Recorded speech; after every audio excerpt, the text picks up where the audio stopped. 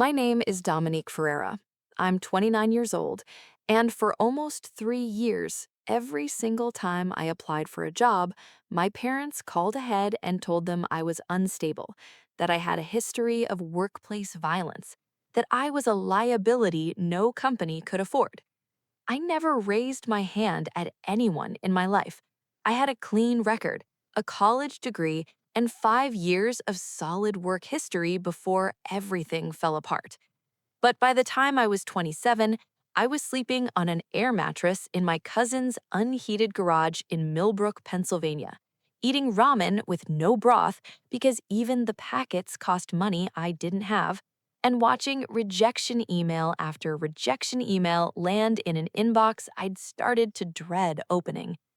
My father sent me a voicemail every Sunday. Same message, different words. Same meaning every time. Sweetheart, you know where home is. Then, one Friday afternoon, a man I'd never met knocked on my cousin's door with a manila envelope and 5 words that split my life in half. Your aunt sent me to help. Before I tell you what was inside that envelope, take a second to like and subscribe if this story is speaking to you, and drop a comment telling me where in the world you're watching from. I genuinely love seeing where you all are. Now, let me take you back to Millbrook, Pennsylvania, 3 years before that knock at the door, the week I decided I was done asking my parents for permission to exist. Millbrook, Pennsylvania, population just under 6,000. Old steel money that dried up in the 90s and never really came back. A downtown with 3 empty storefronts for every open one. A VFW hall that doubled as a wedding venue. A diner called Patsy's where the coffee had been burning on the same warmer since 2003. The kind of town where your last name meant something, and the Ferreras meant something specific.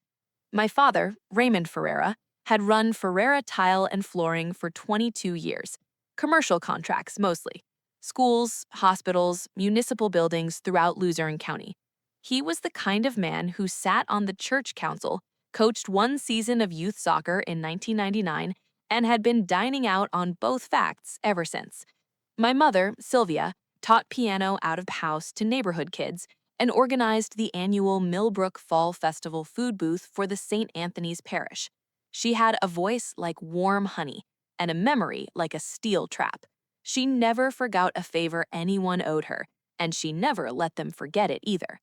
On paper, we were a good family. Behind the door of the house on Crestline Avenue, we were something more complicated. I was the only daughter, and in the Ferreira household, that came with its own particular set of rules. I would stay close to home, I would work somewhere safe and local, something my father could keep an eye on. I would eventually marry someone from the parish directory, preferably someone my father already knew and approved of. And above all, I would not leave. That last one was the one that mattered most to them. Nobody asked me if I wanted any of that. I found out I didn't. Not in a single dramatic moment, it happened slowly, the way most important realizations do. I was good at numbers, not tile measurements or contractor invoices, real numbers, finance, analysis. I'd always been the girl reading the business section while my father read the sports and my mother clipped coupons from the weekend insert. I graduated from King's College in Wilkes-Barre with a degree in finance. My father showed up to graduation in a Ferreira Tile polo shirt. He shook my hand, kissed my cheek, and said, "Good, now you can handle the books." He meant the company books, his books. I lasted 14 months at Ferreira Tile before I understood that was never going to be enough for me. I was 23 when I told my father I wanted to pursue a position at a regional investment firm in Scranton, 30 miles away, not another country, 30 miles. He looked at me the way he looked at subcontractors who came in over budget, like the numbers simply didn't add up and someone needed to explain themselves. You're a Ferreira, and you're my daughter. I'm not sending you to work in some office building in Scranton where I don't know a single person.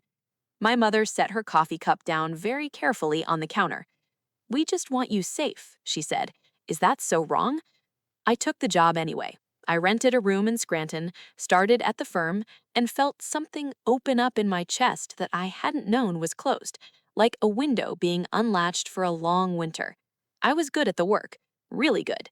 My supervisor, a woman named Teresa Vance, told me after 6 months that I had the sharpest analytical instincts she'd seen in someone my age.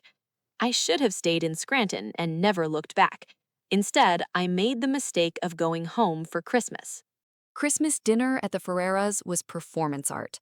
My father at the head of the table, my mother carrying dishes from the kitchen with the focused precision of a stage manager, my aunt, my two cousins, my father's business partner, Frank Delaney, and his wife seated around the long table in the formal dining room that only got used for holidays and funerals. The table looked beautiful. The food was incredible. And underneath all of it, something was tight and watchful, like a held breath. My father made a toast, welcomed everyone, talked about a big contract the business had just won, a school district renovation, 3 years of work. Then he looked at me. Dominique's been doing some finance work up in Scranton, he said, his tone the same one he used when describing a minor inconvenience. Temporary thing. She'll be coming back after the new year. We've been talking about a real office role here at the business. We had not been talking about that. The table murmured appreciatively. I set down my glass. Actually, Dad, I'm planning to stay at the firm. The room shifted. Not loud, not dramatic, just a subtle realignment of energy. The way a room changes when a door opens somewhere in the house and a cold draft comes through. My mother looked at her plate. Frank Delaney reached for the breadbasket. My father smiled. The smile was worse than anger. We'll talk later, he said. We talked later. It was not a conversation. It was a verdict. He told me I was being reckless, that a young woman alone in a city was taking risks I didn't understand, that everything he'd built was meant to keep our family together, and I was pulling at the seams of it for what? A desk job? A salary that would evaporate the moment they decided they didn't need me anymore? I told him I appreciated everything he'd done and that I still needed to make my own choices. He told me that girls who made their own choices without their family's guidance usually ended up regretting it. I drove back to Scranton on December 26th and thought that was the end of it. I was 24 years old and far too trusting. The first sign came 8 weeks later. I had applied for a senior analyst position at a larger firm in Philadelphia. More responsibility, better salary, and a real growth track. I'd made it through 2 phone screens and an in-person interview. The hiring manager, a man named Curtis Webb, had shaken my hand at the end and said, "I'll be honest with you, Dominique, you're our top candidate." 5 days later, Curtis called. "Dominique, I want to be direct with you because I think you deserve that." Something in my stomach went cold. "We received a call about you from someone representing themselves as a former supervisor."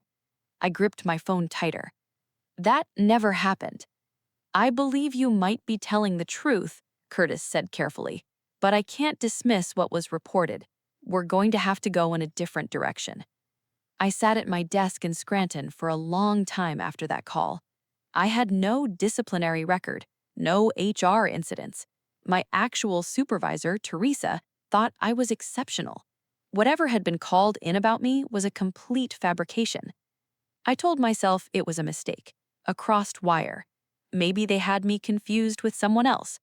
I went back to work and tried to forget it. But something in me had shifted, quiet and cold and certain. And a thought I didn't want to have had already started forming. Over the next 4 months, I applied to 6 positions. A budget analyst role in Harrisburg, a financial planning position at a healthcare network in Allentown, a junior portfolio manager opening in a regional bank in Reading, and 3 others. All reasonable, all well within my qualifications. Every single one called me in for an interview. Every single one cut me loose within a week. The rejections were polite, professional, the kind that gave you nothing to push back on. But 2 of them said something that made my skin go cold. The Harrisburg role. We had some concerns come up during the reference verification process. The Allentown position. Someone reached out to us with information that gave us pause. Reference verification. Reached out to us.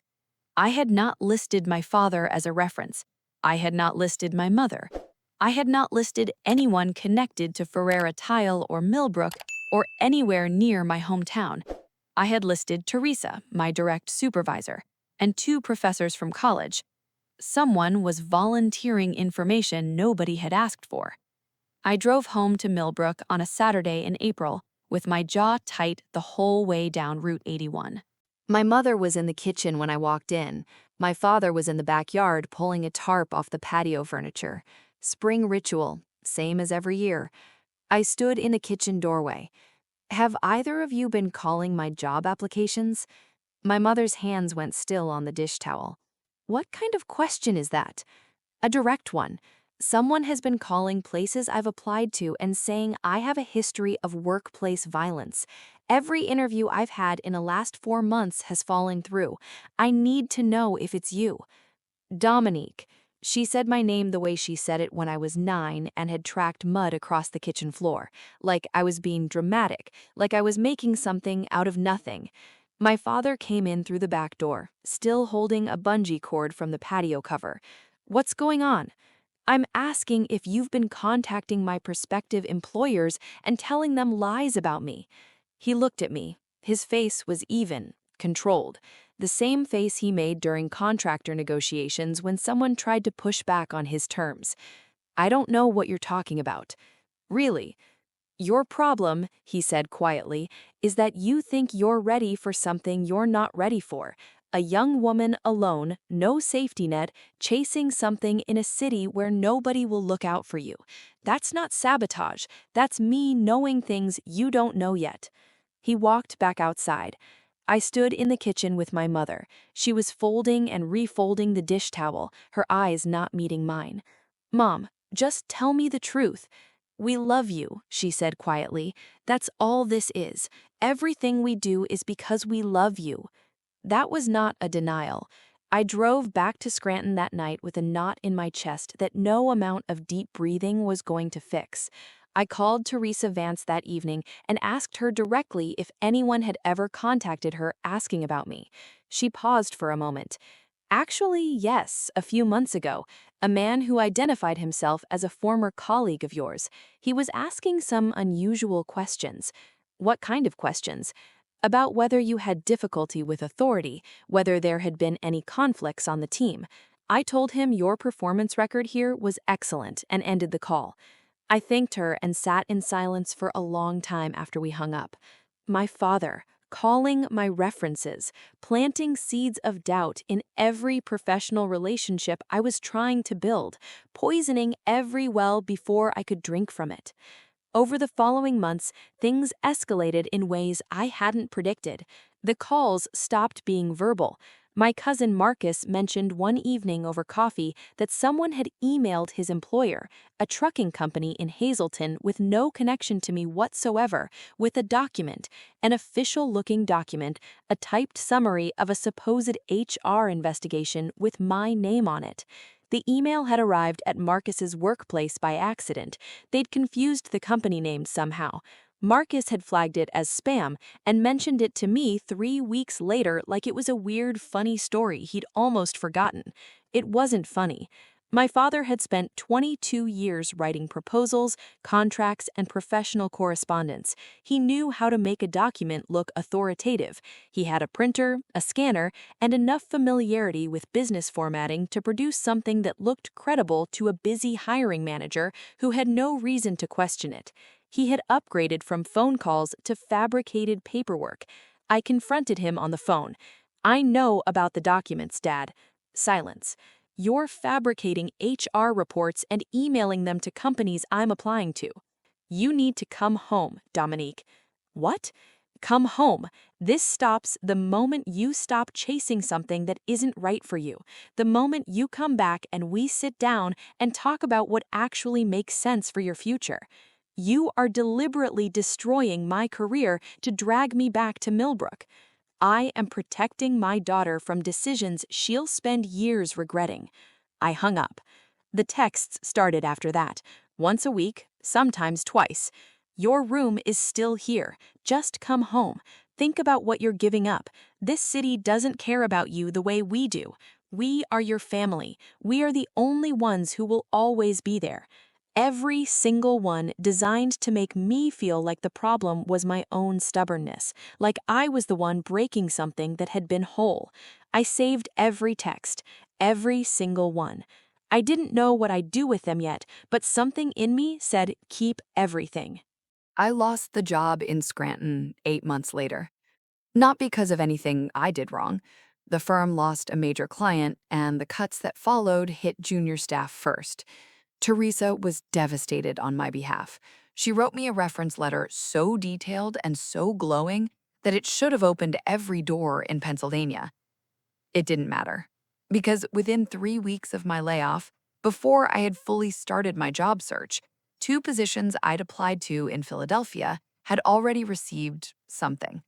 A document, detailed, formatted, official looking, describing a supposedly terminated employee named Dominique Ferreira with a documented pattern of insubordination, conflict escalation, and one incident labeled physical altercation, no charges filed. I found out because one of the hiring managers, a woman named Patricia Owlett at a wealth management firm, was honest enough to forward it to me and ask if I could explain it. I read it sitting on my air mattress in Marcus's garage, under a single bare light bulb, in a November that had no interest in being warm. It was a lie. Every word of it, formatted to look like it had come from an actual HR database. The letterhead at the top was from my old firm in Scranton, a publicly available image my father had pulled from their website and used to make a 2-page document describing a woman I had never been. I emailed Patricia everything I had: Teresa's reference letter, my clean performance reviews.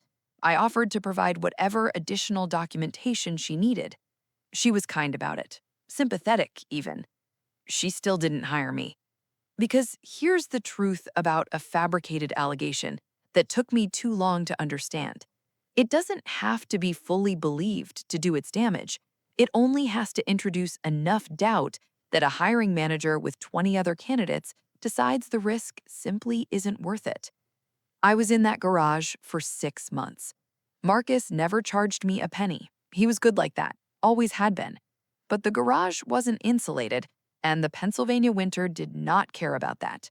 I used an extension cord for my laptop. I showered at the gym where Marcus had a membership and left me a guest pass twice a week. I was 27 years old with a finance degree, 5 years of documented strong performance, and zero income. My father's text arrived on a Sunday, same as always. "Sweetheart, you know where home is." I stared at that message for a long time, and for the first and only time in this whole story, I almost typed yes. I was that close to giving in. And then Marcus knocked on the garage door and said someone was at the front of the house asking for me. The man at the door was maybe 60, compact, professionally dressed for a weekday afternoon in Millbrook. Brown sport coat, calm eyes, a manila envelope held in both hands with a rubber band around it.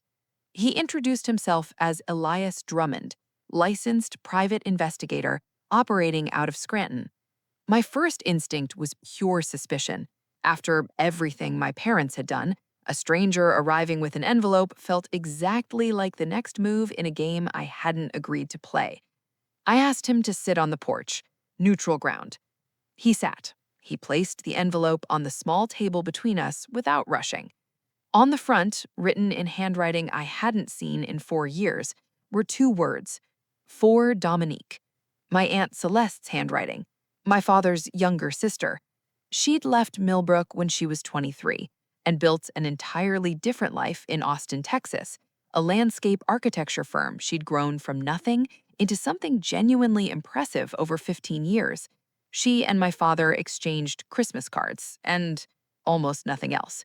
Whatever had fractured between them had happened before I was old enough to understand it, and nobody in the Ferreira family spoke about it directly.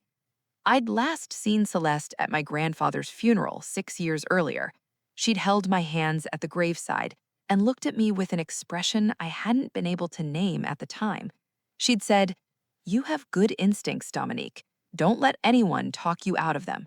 Then she'd flown back to Texas, and my father had not mentioned her name again.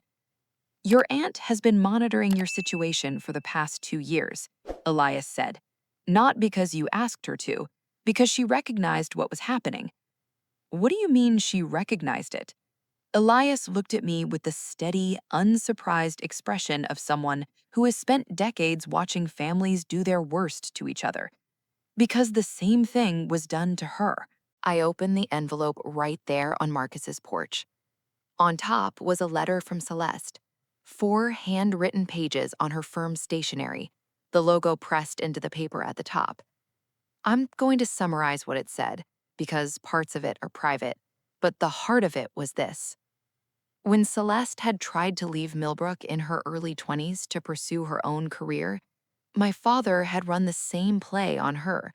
Calls to contacts she'd cultivated, whispers circulated through professional networks she was trying to build, a quiet, methodical campaign of doubt and interference that had followed her for nearly 2 years before she moved far enough away that his reach finally ran out.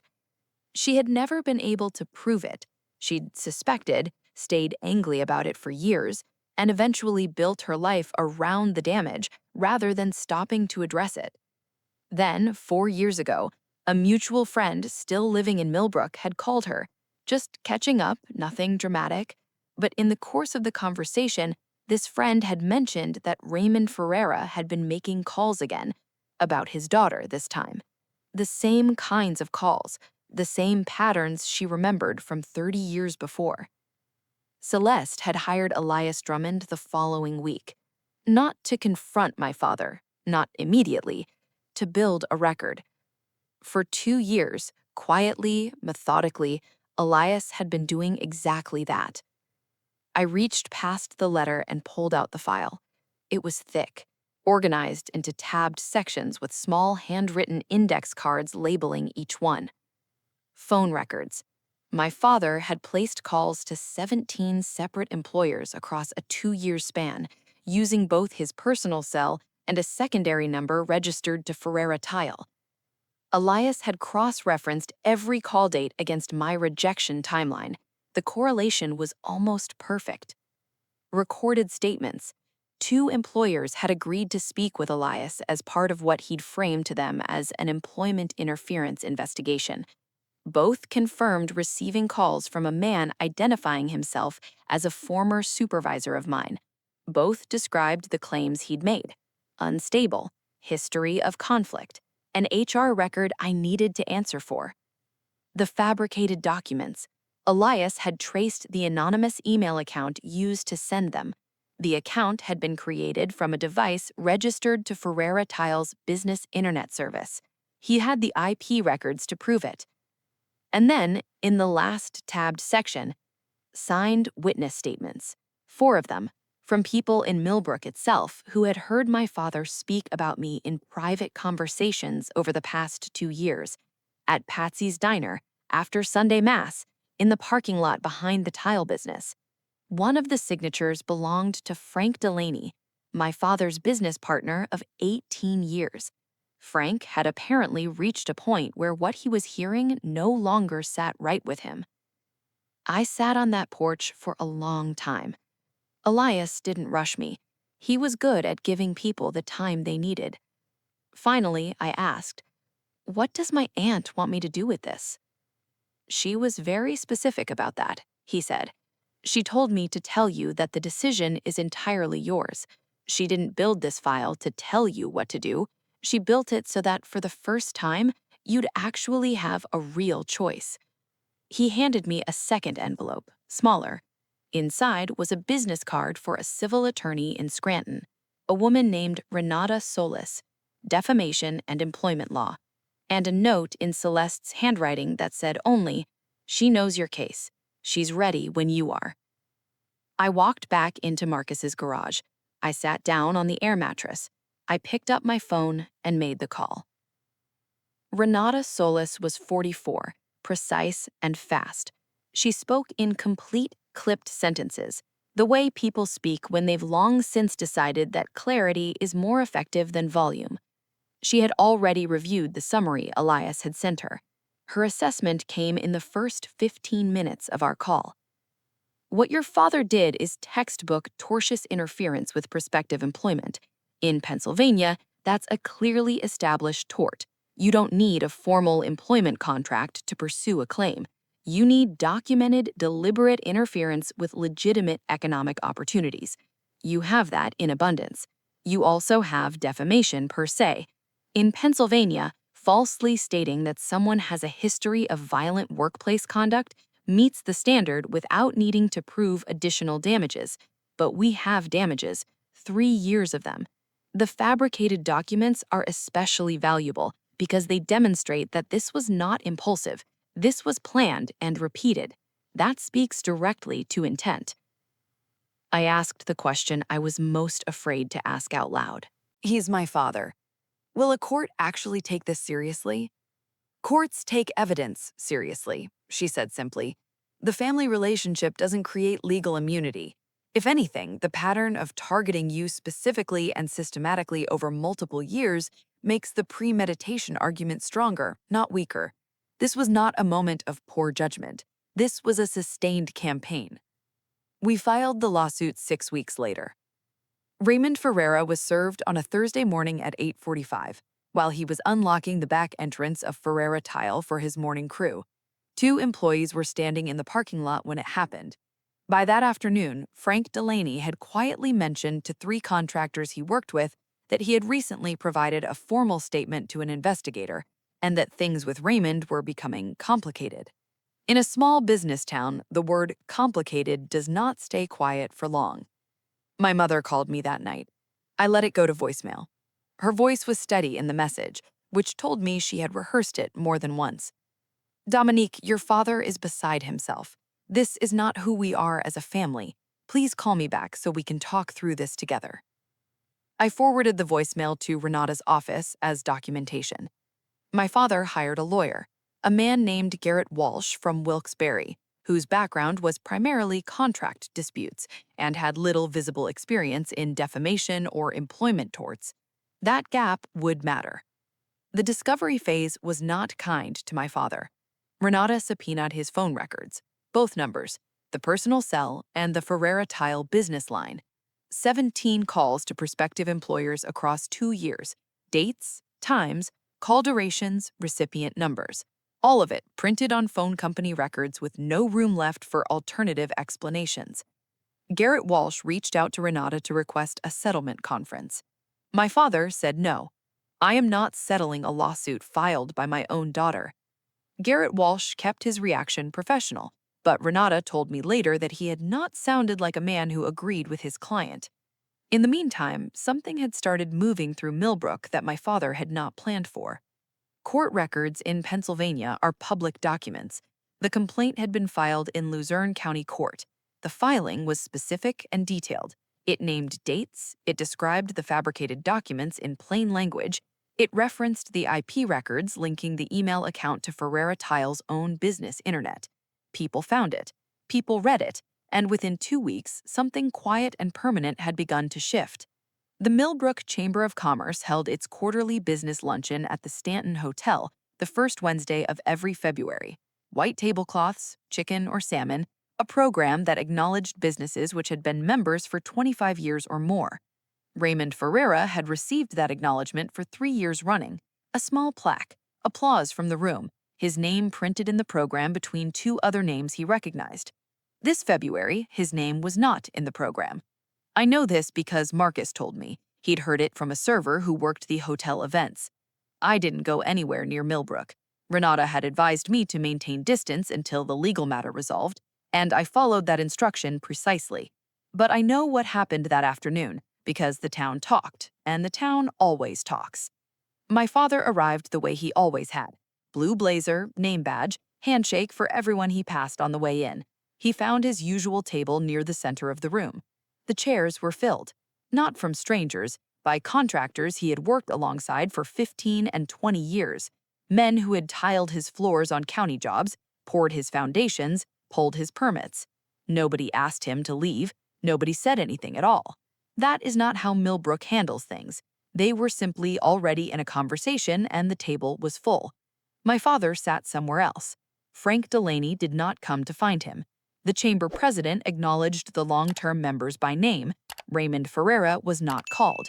Not removed publicly, not confronted, just quietly absent from the list. He sat through the entire lunch. He drove home. My mother later told her sister, who passed it to Marcus's mother, who told Marcus, that Raymond had pulled into the driveway that afternoon and sat in his truck for more than 20 minutes before he came inside. He didn't say a word about the luncheon to anyone. 6 weeks after that, Garrett Walsh called Renata and said his client was prepared to discuss resolution. Raymond never admitted wrongdoing. I knew going in that he never would. But Garrett had apparently laid out for him in direct terms exactly what a trial would look like. The phone records, the IP documentation, the recorded witness statements, Frank Delaney on the stand, 4 other Millbrook residents who had signed their names to what they'd heard. My father settled. I'm not going to say the number here. What I will say is that it was calculated from 3 years of documented lost income at the career trajectory Teresa Vance's assessments and my performance record showed I was on before the interference began. He paid it. Not quickly, not with strain, but he paid it. It cost him a vehicle, 2 pieces of business equipment, and a refinanced mortgage on the house on Crestline Avenue that my grandfather had built in 1974, and my father always talked about like it was the anchor of everything he was. I'm writing this from a 1-bedroom apartment in Philadelphia, Pennsylvania. 11th floor. A window that faces east and fills the whole room with gold light for about 20 minutes every morning. I found it with the settlement money. 6 weeks after the lawsuit was filed, I began applying again. This time with Elias's help. I sent a factual and documented rebuttal to every employer who had used the phrase, received information that gave us pause, in turning me down. 4 responded. 2 expressed genuine regret. One of them was Patricia Olette, the woman who had been honest enough to forward me the fabricated document in the first place. I didn't take a job at her firm, but I remember that she was the one who told me the truth when she didn't have to. That still matters to me. The role I have now is a junior portfolio analyst position at a mid-sized investment firm in the city. Not a name that gets mentioned on financial news programs, but the work is real. The growth path is real, and my manager told me after my first 90 days that I had the sharpest instincts on the team. I've been told that before. This time, no one is going to make a phone call and take it away. My Aunt Celeste flew in from Austin 2 months after I moved into the apartment. We had dinner at a restaurant on Walnut Street. She ordered wine without making an occasion of it, and we talked for nearly 4 hours. She told me her version of the story, which echoed mine, in ways that I found both validating and heartbreaking. We talked about my grandfather, who had apparently understood his son's nature and spent years trying to soften it without ever quite succeeding. We talked about control, about how it wraps itself in the language of love so convincingly that even the person doing it can believe their own story. I asked Celeste if she had ever gone back and confronted my father directly about what he had done to her. She thought about it for a moment. Once, she said. He told me I had misunderstood the situation. We sat with that. Then I asked the question I had been turning over all evening. Do you still hate him? She looked out the window at the street below for a long moment. I worked on that question for years, she said finally. I don't hate him anymore. I think I understand him, which is different. He was taught that holding on tight was the same thing as love. He never learned the difference. That doesn't make what he did acceptable, it just makes it explainable. She looked back at me. What I decided is this. You can understand someone completely and still choose not to give them access to your life. Those 2 things don't have to contradict each other. I have been carrying that sentence with me ever since. My mother wrote me a letter 3 months after the settlement was paid. 4 pages, handwritten in the careful, considered cursive she had always used for things that mattered. The letter was beautiful in the way her best things always were, and it was written in a language that was close to apology, but not quite there, not entirely. She described her love for me. She described the fear she had carried for years about what the world might do to her daughter out there without the family close. She described the story she had told herself, the one where everything they did was protection, where the word protection was the one she could stand behind, because the alternative word, the honest one, was too difficult to face directly. On the last page, she wrote something I read 4 times before I put the letter down. I am not writing to ask for your forgiveness. I know I have not earned that. I am writing because I need you to know that I finally see what I did, and I am sorry, not sorry for loving you, sorry for deciding that my fear of losing you gave me the right to trap you. I have not called her. I have not written back. I don't know yet whether I will. What I know is that her honesty, however late it arrived, belongs to her. My healing belongs to me. Those are not the same account, and they don't have to balance against each other. My father has not contacted me. I didn't expect him to. Raymond Ferreira is not a man who finds his way to those words. He may believe something privately someday. He may sit in that truck in the driveway and reckon with what things cost. I don't know what moves through him in quiet moments. That is not mine to know anymore. What I know is simpler than any of that. I am 29 years old. I live in an apartment where I hold the only key. I work a job that I earned through my own ability. I make my own choices about where I go and who I become, and my name in this city has no old story attached to it, only the one I am still writing. My Aunt Celeste calls me on Sunday afternoons now, which used to be when my father sent his voicemails. She asks how the work is going. She asks if I'm eating properly. I tell her probably not. She laughs. She asks if I need anything. I sat with that question the last time she asked it. No, I said. I think I have everything I need. And that was true. Maybe for the first time in my life, that was completely true.